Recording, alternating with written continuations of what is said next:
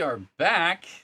We are back with another HEF podcast. That's the podcast of the Home Education Foundation. You know what? I'm going to turn the music back on. Yeah, because I like it so much. And thank you, Alex, for your amazing work with the music. Fantastic job. Welcome to the HEF podcast, the podcast of the Home Education Foundation. It's an organization started by the beloved Brenda Dickinson in the early 1990s. That is just after securing a victory for home education rights in the state of Florida in 1985 with her husband Craig Dickinson, and they worked really hard. He was an attorney, and she was traveling around with him doing various things, and they had to kind of educate their children on the go. And she said, this is wonderful. Everyone should have a right to be able to do this. And she was not alone. She wasn't the only one who felt that way. So there were a lot of parents at that time who kind of got together, and it was a little scary. There was truancy because there are laws, and laws must be obeyed.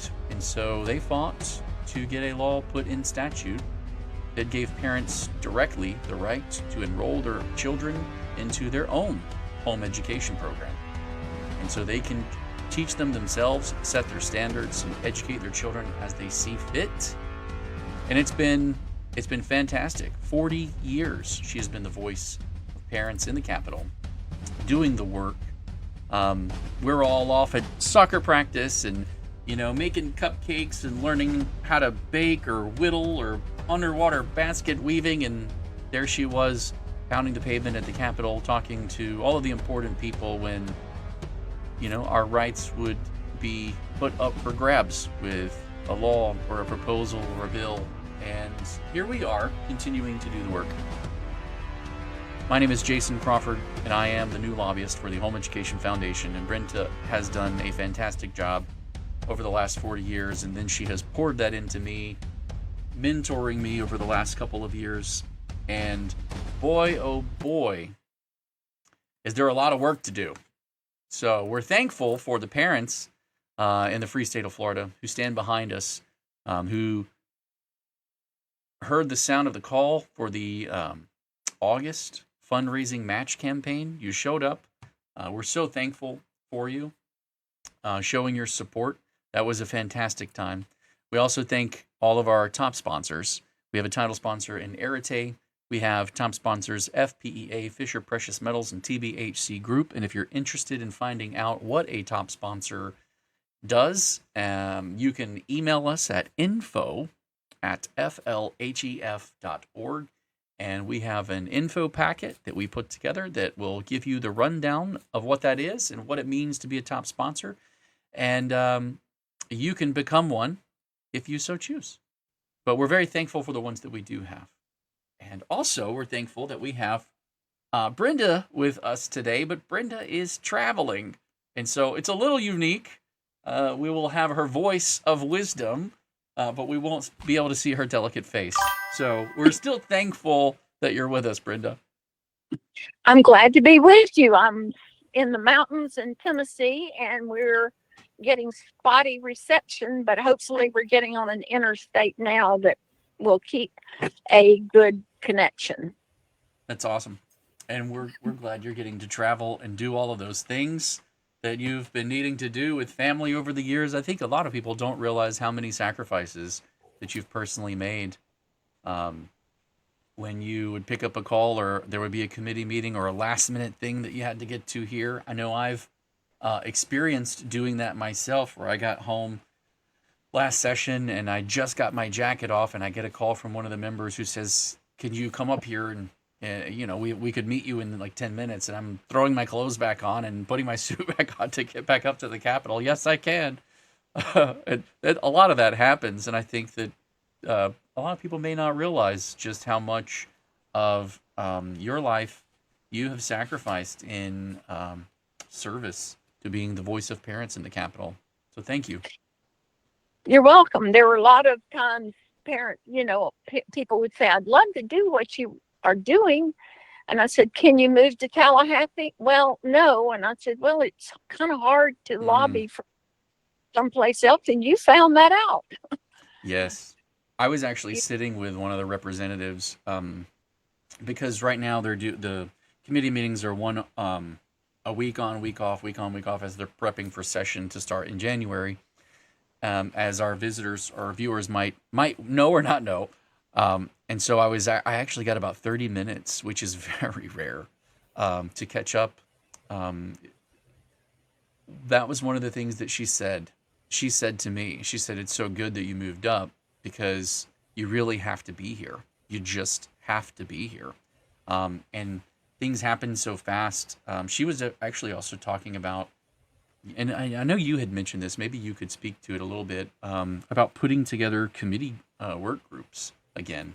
She said, is there any kind of work group like that? And I told her, I was like, well, I know Brenda always tells me about the work groups that they used to do back in the day, and she was so sad to see them disappear. And they haven't come back since, but I think it would be great. And she was like, yeah, I think so too. We call them stakeholder uh, meetings where all of the people from public school to, in this case, would be the scholarship funding organization, representatives of home education and PEP, and maybe some parents, that we would get together and talk about the issues and then try to resolve what the problems were. It was a really great way to come to the legislature and say, here's what we've worked out. This would make a great bill. And then we Mm. had all the details worked out. But in about 2010, they quit doing that sort of thing. And then when COVID came, it was even worse because you could not get in the Capitol Mm-hmm. without, for the House, without having an escort come down and get you and go directly to your meeting. You couldn't Wow. wander through, talk to committee members. Wow. And Senate did not even allow you to come in the Senate. They had them blocked off. And if you wanted to speak at a committee meeting, you had to go to the Civic Center and stand before a screen and make your appeal to the committee. So, we haven't returned to the input that parents and lobbyists had like we had prior to COVID. And it's better, but it's not where it was before. So having some stakeholder meetings so that the people who have Mm. issues can get together and try to resolve them before we have this limited amount of time with a committee would be great. I definitely would encourage that.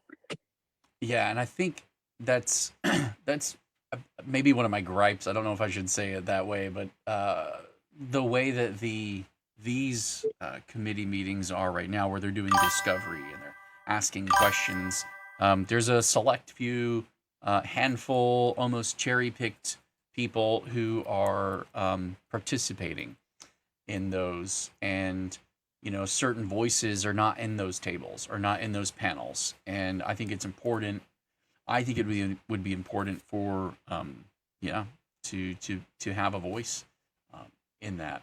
So I'm hopeful. She seems like the kind who would press that and really want that, especially since she's involved in literally almost every committee.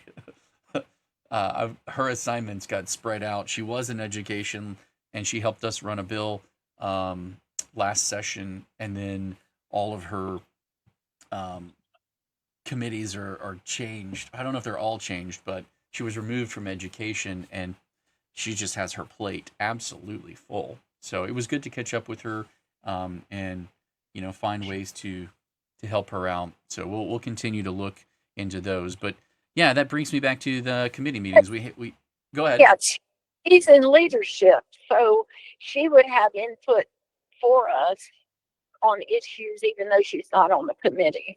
Right, right, yes. Um, and speaking of which, I was at the committee, and I stepped out of the committee to take advantage of her invitation to come up and speak with her. And that was whenever something was said at that committee, like for the few minutes that I stepped out and then stepped back in. Wouldn't you know, that would be when something was said. So I had to go back and review it.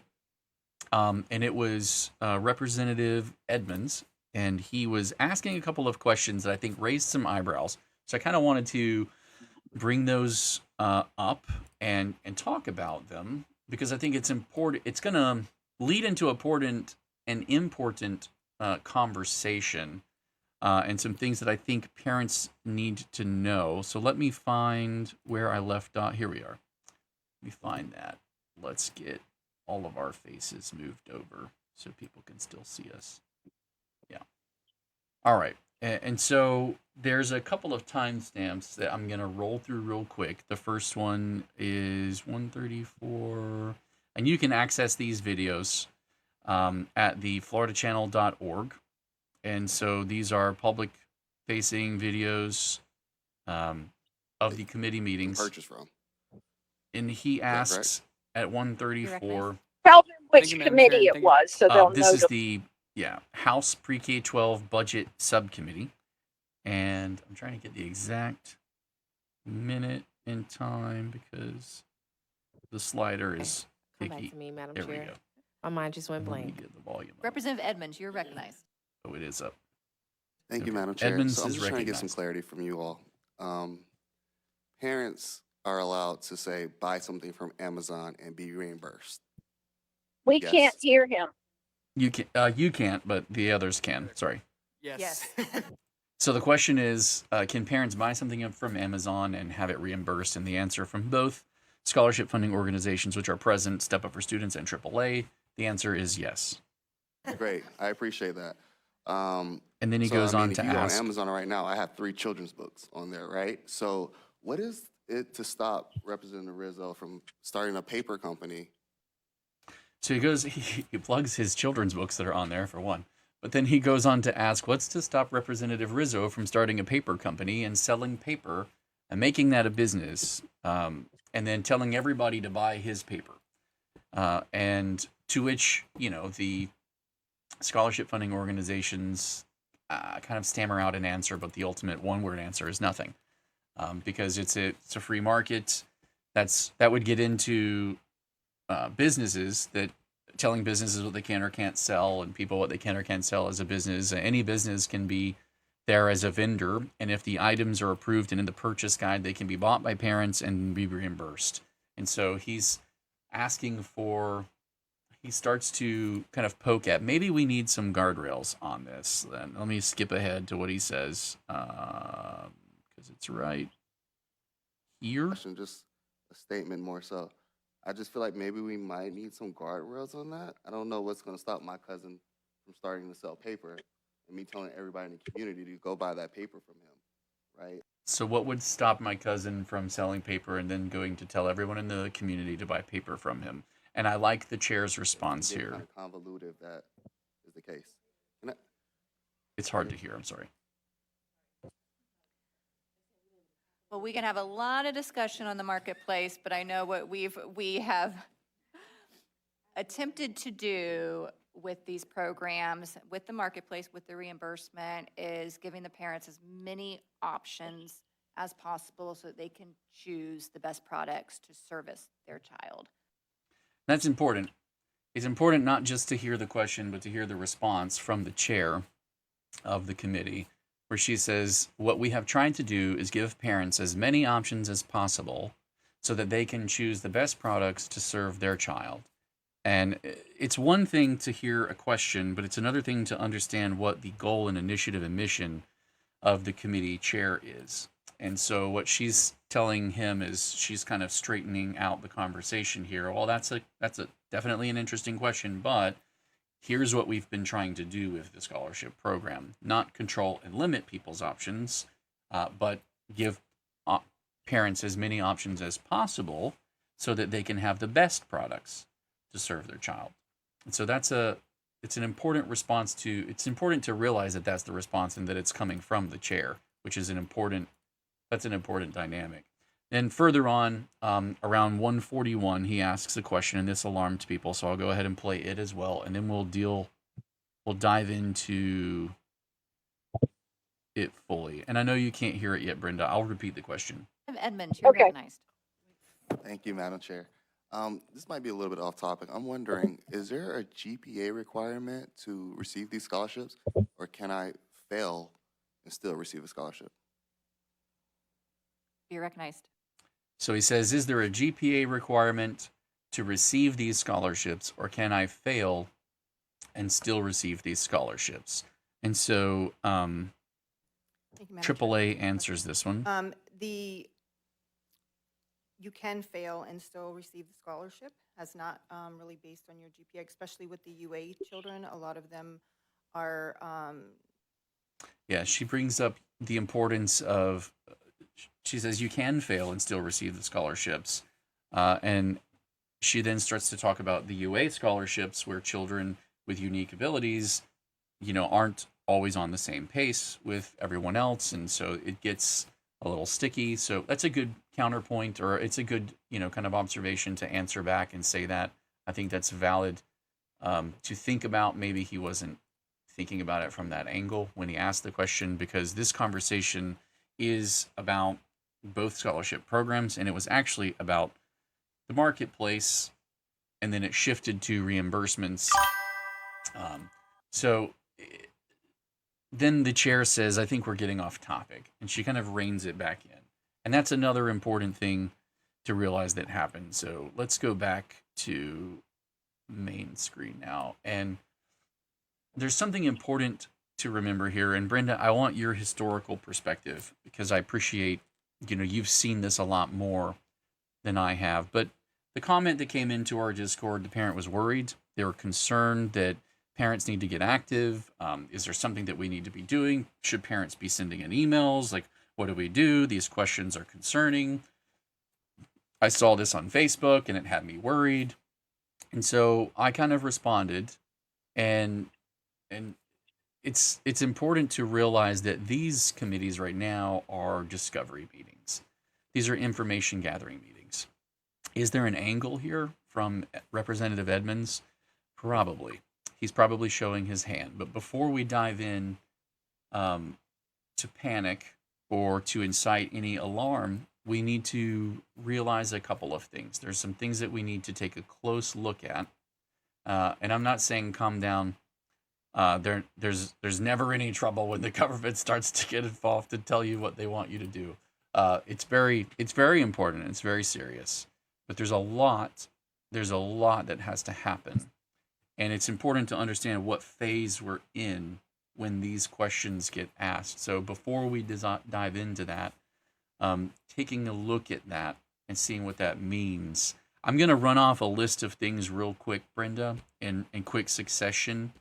And then I would like maybe for you to help weigh in from a historical perspective on it. So Okay. There's a number of things that have to happen. One, a question is not a policy proposal. It's a question. Two, a policy proposal in the form of a bill must get referred to a committee. If it doesn't actually get referred to a committee, it goes nowhere. It dies before it ever begins.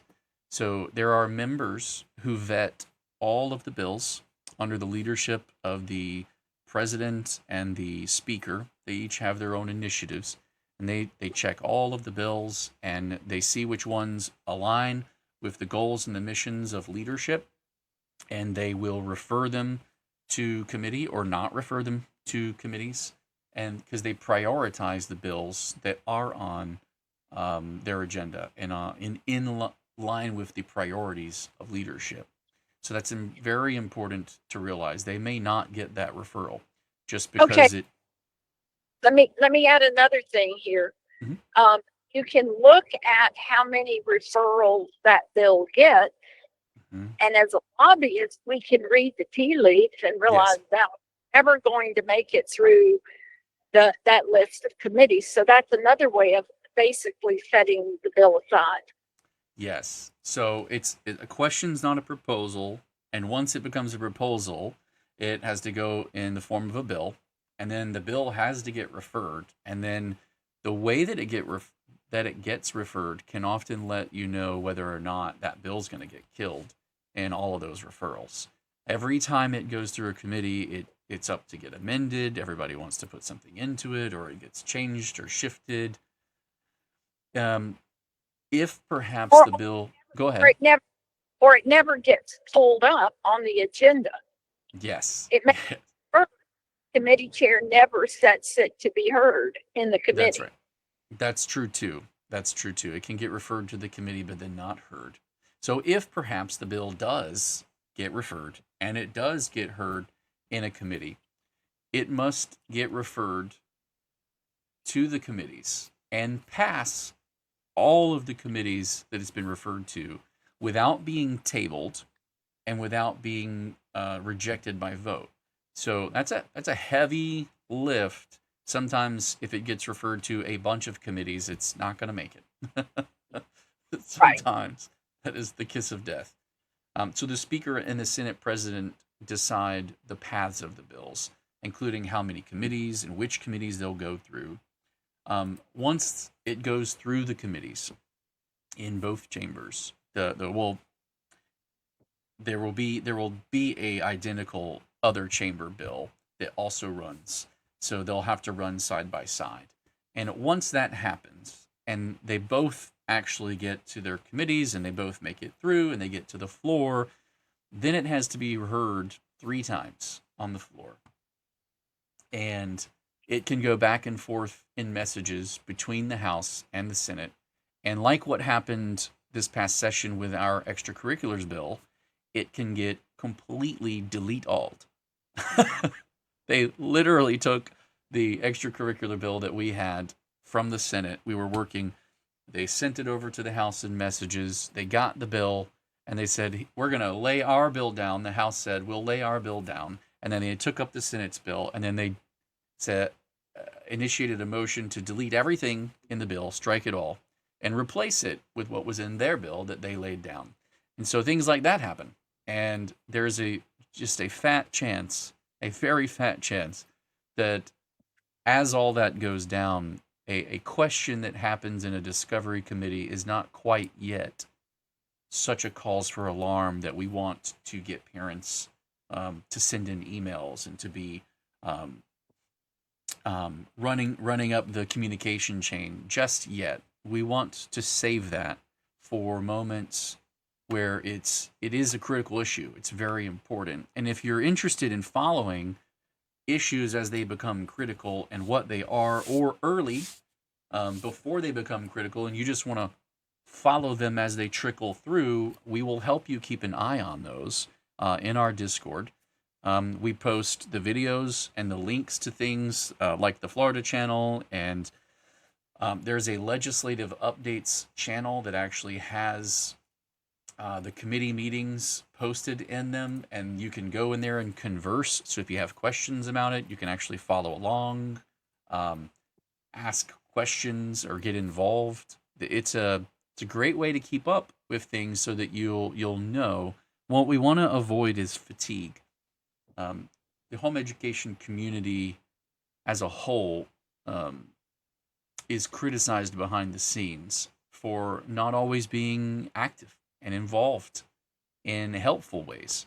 The complaint that I have heard from members is that we're very quick to tell what we need, but we're not there when the campaigns need us on the campaign trails, or we don't donate to anyone's campaigns because we don't have tons of money in a big lobbying firm that throws money around everywhere. And so it's an important criticism to hear and to realize. It's very easy for us to cry wolf and to fatigue those who should be representing us and representing us well. And it's so very easy in this day and age of technology to look at someone and just delete, click an email, show that it's read, and then delete it because I don't want to have to deal with it. It's sad. It's not desirable of an outcome, but if we have a very small window of opportunity at times to make a big impact, and we don't want to knee-jerk and waste that, because it's critical that we do have a unified voice on things that matter. And then the last step, the final step, is it also has to go to the governor. And during session, he has 7 days to act on the bill, whether to sign it or not sign it or veto it. And then after session, as bills get finalized, he has 15 days. And so I just don't see that question turning into something that Governor DeSantis would not veto. Yeah, just at this current. to add one point to that, one of the reasons when I heard the question, I was like, wow, he really he either didn't think it through from very many angles, or he's just, like Jason said, this is discovery phase, so he really might not know that much about how things work, and he's just trying to figure it out. But one of the big problems with proposing, if you were to propose a GPA requirement, is that they did away with the Hope Scholarship last year or the year before. And the purpose of that scholarship was for kids who are struggling with bullying or other things in public schools to be able to move out to another option. And they did away with it for the reason that PEP now exists, and any child can move out of a troubled situation at any point in the school year into PEP. We've already got a conflict with that now because of the application deadline for PEP. But this would introduce another conflict, because the kids that are struggling in schools are going to be the ones who don't necessarily meet the GPA requirements. So you've now eliminated that option for those kids that really need it to be able to move out. Yeah, the implication of his question would be that a struggling kid would also have to be a high performer in order to even access it, which is most likely a non-starter. Yeah. So there's a lot of discussion, even if he were to propose this as a bill, there's a lot of discussion to happen around this point that I think would poke a lot of holes in that proposed structure to begin with. So.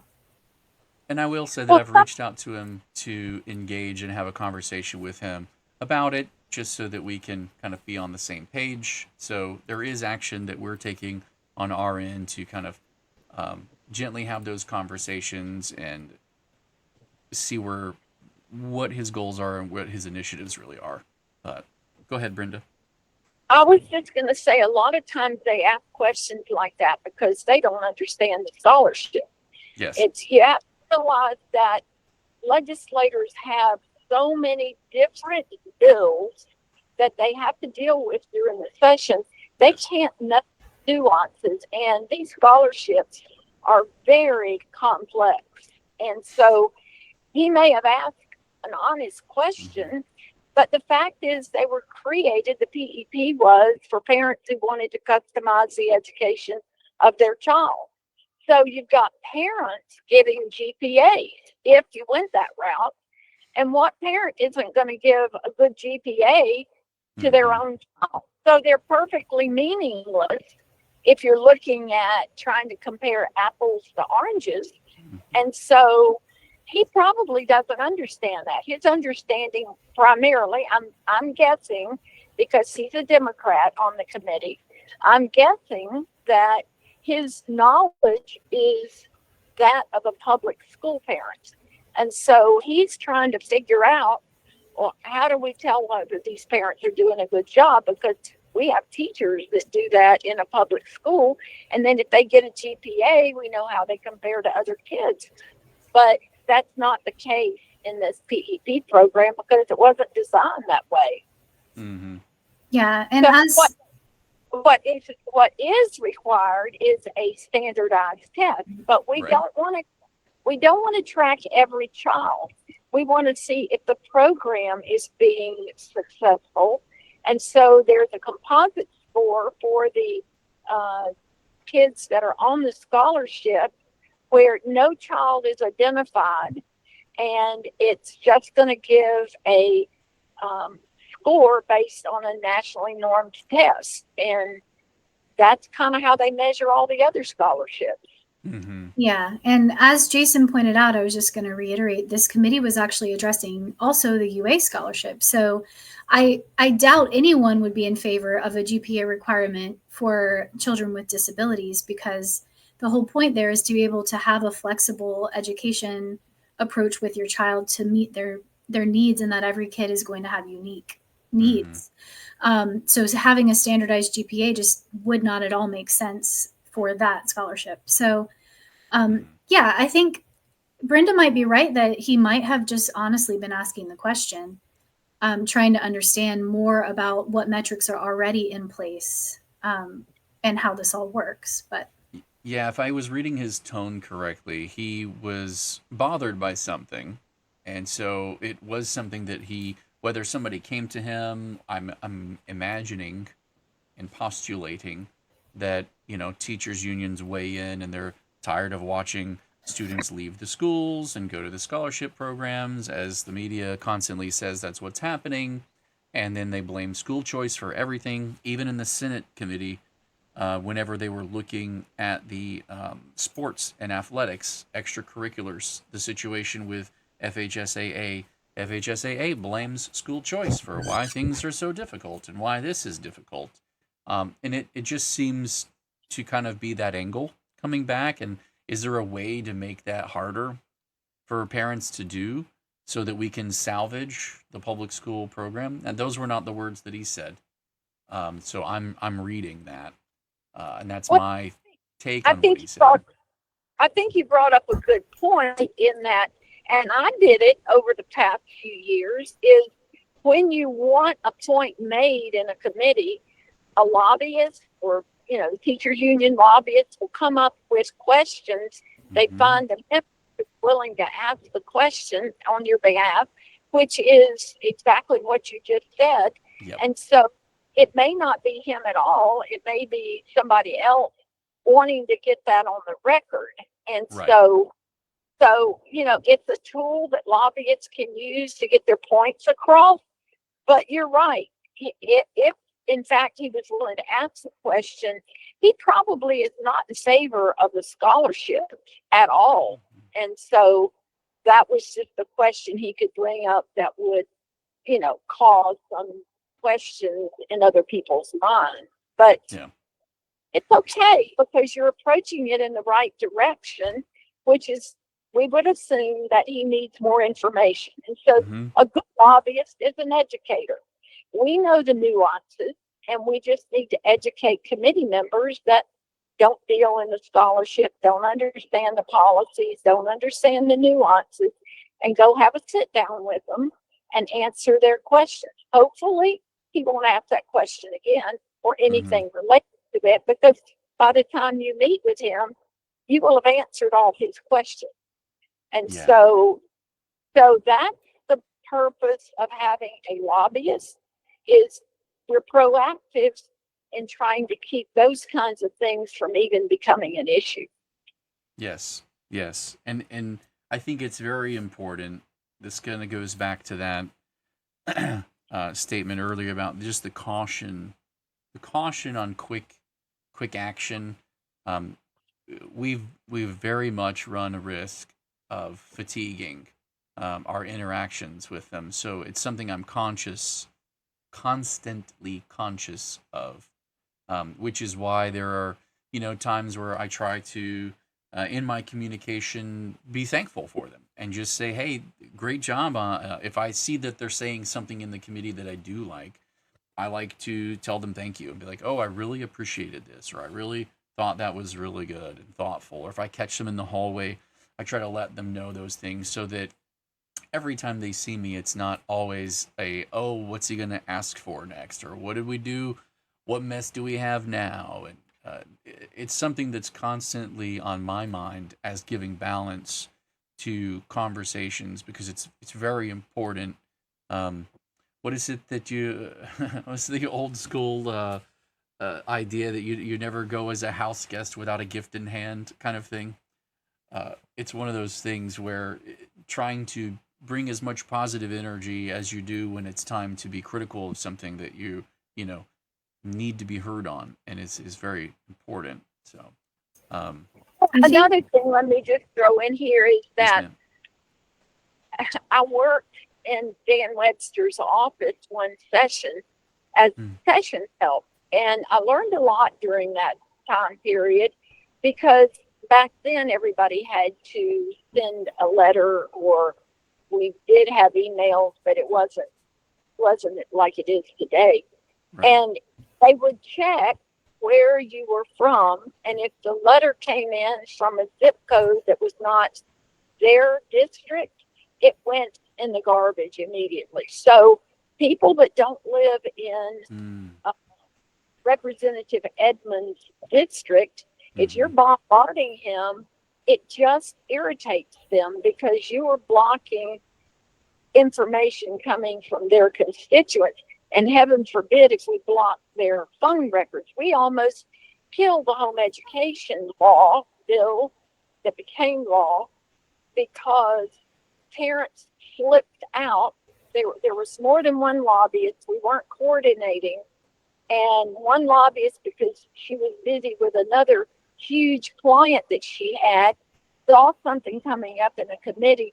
And rather than checking with us, who do the home education community, she sent out a blast to the members of the FPEA who called in force that day. And we went to an event that night where there were a lot of legislators, and I overheard the conversation with some of our supporters where one representative who was a supporter was telling them, I'll never do anything again for home educators because they cut up my phone line. I couldn't make a call, and they didn't know what they were talking about. And so it turned some of our supporters against supporting our bill. Wow. So we need to be very careful that the communication that we send to legislators, that it's, number one, something that would be from a person that lives in their district. Number two, that the person is well educated about what they're talking about. And number three, that we don't bombard them in such a way that it irritates them and they will vote against us just because we have irritated them so bad. So the approach of going and sitting down and talking with that legislator is the right approach. We want to make friends, not enemies. Yeah, you're absolutely right. And I appreciate your historical perspective because I think that there's no way for anyone to know that comment was said at that dinner party without you sharing that with us. It's such a valuable insight to be able to peek behind the curtain and see kind of what I'm talking about, but as a caution, but then also see how it had a very real potential to have played out before. And I think that with information on social media being so rapid and so fast, and things, where we communicate in text sometimes not having the same tone that we think we send it with, or reading it in a way where I'm reading it at a different tone than the person sent it with. There's some of that gets lost, but the transfer of communication and information back and forth is so fast that the wildfires grow quick online. The rumor mill goes fast, and so we, out of an abundance of caution that we don't numb the ears of our representatives to our voices, that we pick very carefully the things that we go to town on, so to speak, the things that we raise the alarm on. And just to add to that, I think because of the I guess I would call it depersonalization of how the internet makes people view the recipient on the other end. There's an aspect also where we're not saying parents shouldn't be following these issues and shouldn't be getting involved. Yes. We're just urging some thoughtfulness and caution with how and when you engage, because sometimes you do only get one chance, like Brenda said. They almost ruined the chance because of the way they were perceived. And that is such an important thing to consider, because I have seen parents kind of just trigger react to things and send these scathing, like, reprimand emails to the representatives, and they're not pausing to think about the fact that that's a person on the other end, and that receiving those type of messages with no gratitude for anything else that representative might have done for the homeschool community or anything like that, those can sour, because the person is just a human, they can sour that person toward the entire community. So Yes. we're just wanting people to be aware and just kind of think about those things before you engage, especially this early in the process when there's Yes. not a bill on the table yet. Yes. Oh, Yeah. there may be other organizations, and there are people who lobby for other causes who sometimes get engaged in issues that affect either parents who teach their children through a PEP or home education. They don't understand the issue. They don't understand what we're talking about today, and they will send out alerts to their people, and then their people start calling in. So before people that follow us, and we are the voice of home education. There are other groups that want to pretend like they are, but you know, they're lobbying mainly other causes. And so what we would just ask is, yes, we want parents paying attention. Yes, we want parents to let us know if they hear something. But please come to us and say, is this an issue? Is it the right time to make telephone calls or send emails to our representatives about this issue? And we're not saying don't do something on your own, but be careful that somebody doesn't call an alert that is clueless about how the process works. And it's kind of like calling wolf, wolf. I think we've all heard that story. If we do that too many times, nobody listens to us. And so it's really important that we call at the right time on the right issue. And, you know, all we'd like to do, since Jason and Crystal are deeply involved in this now, I've kind of turned over the day-to-day stuff to them, and they're doing a fantastic job. But they're doing what they're doing because they're representing home educators, parent educators in the Capitol. And please call us first and see if there's a reason for that. We appreciate the input, but let us make the final decision, because that's what y'all are there for. Yeah, those are all great points, and I think we've hit the caution so well and thorough. I want to reiterate something that Crystal also said, which is, you know, we're not telling you what to do. I wouldn't tell you not to call somebody or not to take an action if you feel deeply or strongly about it. It's just something to think carefully about, all of the steps it has to go through, and understand the process, and be able to determine and know, you know, when is the right moment prayerfully, you know, when is the right moment to engage, because there will be moments that it will be critical, absolutely critical, you know. And if you had one chip, one voice to cash in at a certain time, you would likely want to not have wasted it, you know, on something that didn't become an issue, that we numb them out or fatigue them out, and then we're not heard. It's really important. And so Crystal was talking about the importance of getting involved. I want parents to know how they can do that. If you're interested in calling us, you don't even have to call us. You don't have to email us or pick up the phone. You can hop in our Discord, and right there in our Discord server, you can have access to us.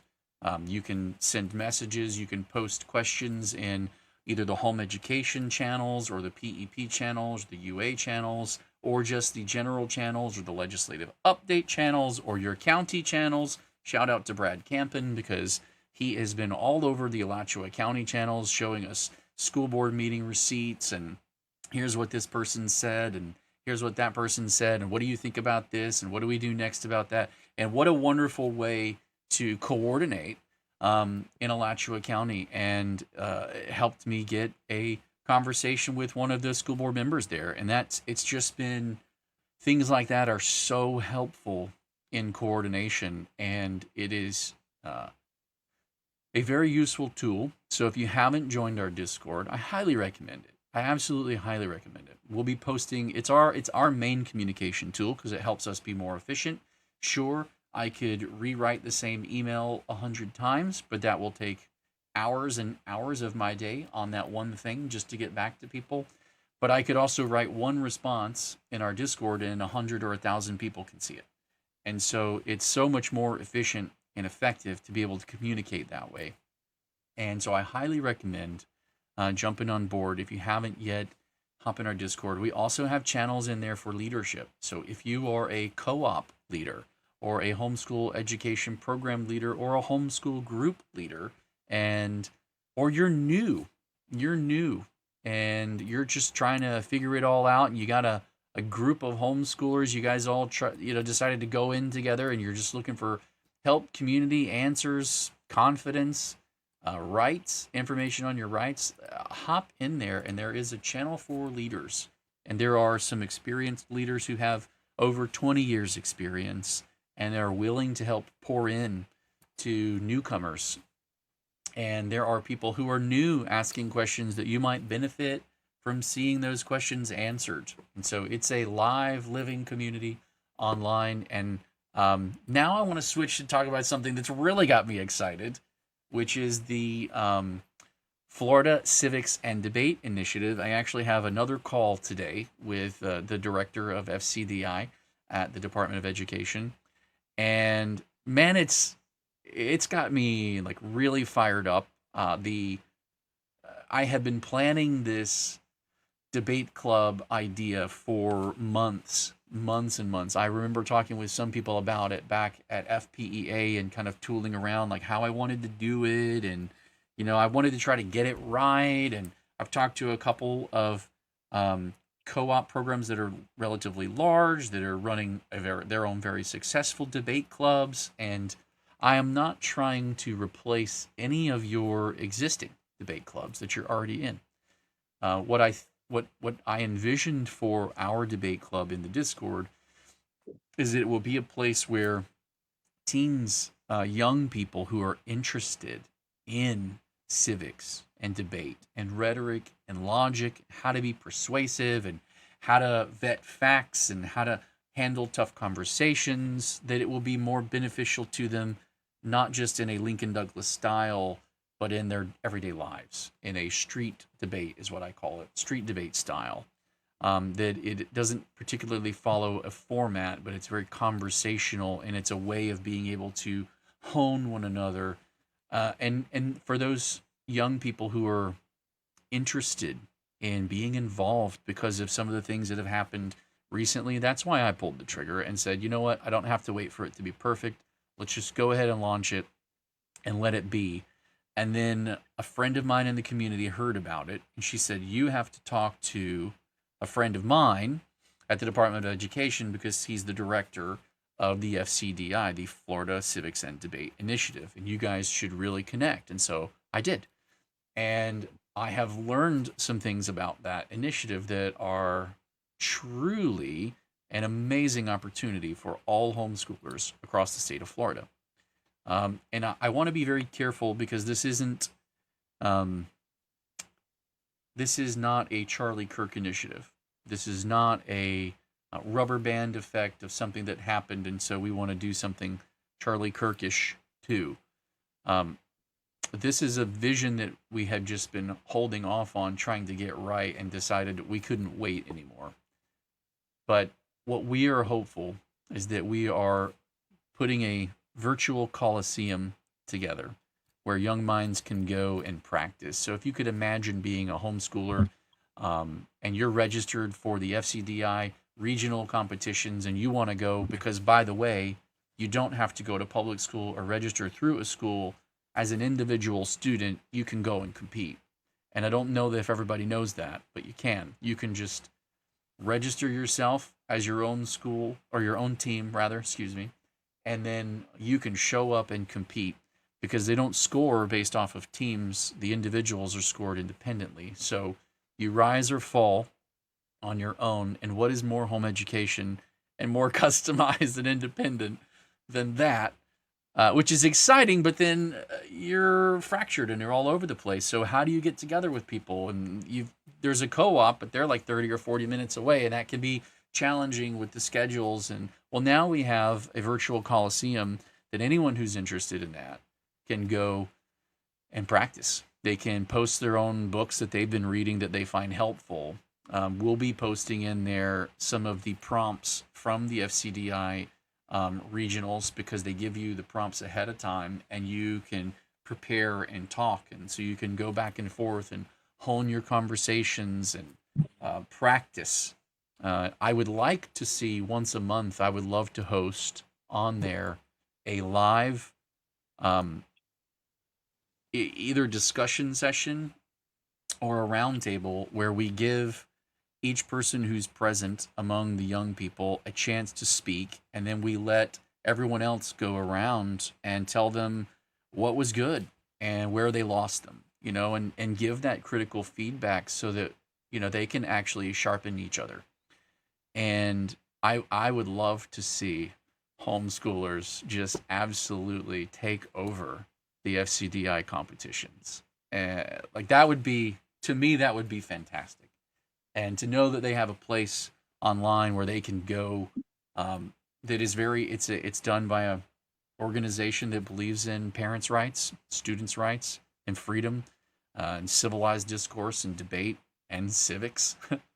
I think it's an awesome opportunity, and I'm going to keep working on putting together all the little pieces and nuances as we go. But if you have young people who are interested, go ahead and have them join. By all means, let them join. You can operate it from a computer or a tablet or a laptop, just on a browser if you don't want to install the app. It's so easy to access.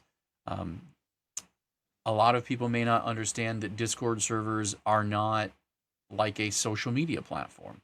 It's not something where you're going to get in there and get bombarded with a lot of different stuff from other places. It's not like scrolling TikTok or Instagram. There's no infinite scroll.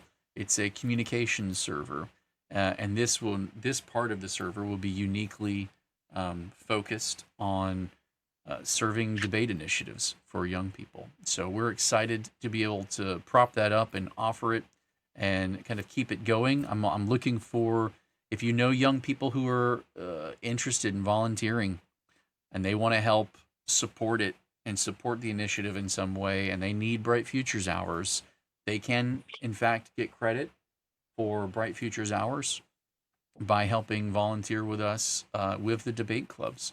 So it is a wonderful, wonderful opportunity for students all across, home education students all across the state of Florida to dive into. And I'm very excited about it. So, all right. Well, that brings us to a bit of a close for today's series of topics. Brenda, is there anything that you would like to go back and revisit or to say or chime in on? I would. Yes. Want to say that we love parent involvement, because many times a parent in a district will know a legislator personally, a senator personally, and they can connect us, you and Crystal, to that legislator, and to have a tremendous input through that legislator. Sometimes even in the past, I have actually funneled the talking point to the parent in the district and let them be the lobbyist for us, but give them the information that they need to be an effective spokesperson. So legislators want to hear from their constituents, and they will, even if it's something that you don't agree with them. Yep. But if you can articulate it, as you're saying, in these debate clubs, they learn to articulate. They need to be knowledgeable about the nuances and what's going on. And they can be wonderful advocates. And I have in the past had parents call me, "Did you see the amendment on this particular bill?" And maybe it was in a different committee that I was following, or I just didn't catch it for some reason. And they will call me and alert me to that. And then I can take it from there, or they can take it from there. But at least we're communicating. And I guess that's the main thing that I would like to see with the now the presence that you have created online for parents is to keep us alerted when you see something, but make sure that any kind of call for action is a unified call of action, and you don't have parents going. And we've had this in the past, which is almost caused some major issues where one group of parents are following one group's lead, and we're on the exact opposite side of that issue. And we want to make sure that we talk about the issues with the other organizations before they go and try to make their own initiative. So conversations and knowledge is so very important. It is. And I couldn't have said it better myself. And it is 1 o'clock, so we have another call to jump on. So I hate Real to be quick, abrupt. there was a question about where to find the information about the debate Discord. So the debate Discord is in the Discord. So if you join Discord and you scroll down, you'll see Discord. You'll see debate in there as one of the channel categories, and you are welcome to jump right in. We're still filling it out. So it's there and it's live. As far as how it'll all function and what it'll all do, we're still putting a lot of those pieces together because, finding a day or time that works best for everybody is something that, will take some coordination. But there's a calendar in there, so we can make use of the calendar to do things like that. And there's a lot of functionality that, especially if I had a good volunteer who was willing to get in there and kind of help put a couple of those pieces in place, I can give them the ideas and vision that we've been working on, and they can help us chip away at, putting a lot more of those pieces in place. But yeah, if you go to our website, flhef.org/Discord, and there's information there about how to join Discord, then from there, just hop in the Discord. You'll set up your own free account. There is no cost to any of this. It is free. And then navigate down the list to where you'll find the debate initiative and just dive right in. All right. We do have to go. We do have to hop on the other call, so we will go ahead and end our program here for the day. I want to thank all of the parents for being with us, parents of the free state of Florida. We love that you home educate your children, and we love that you support us in the work that we do, and without you, we would not be able to do the things that we do as well as we do them. Your support goes a long way. Thank you to our top sponsors, Arete, FPEA, Fisher Precious Metals, and TBHC Group. Of course, thank you to Brenda for being with us today. We love you, Brenda. And we hope that you all have a amazing Monday and that all your wildest dreams come true.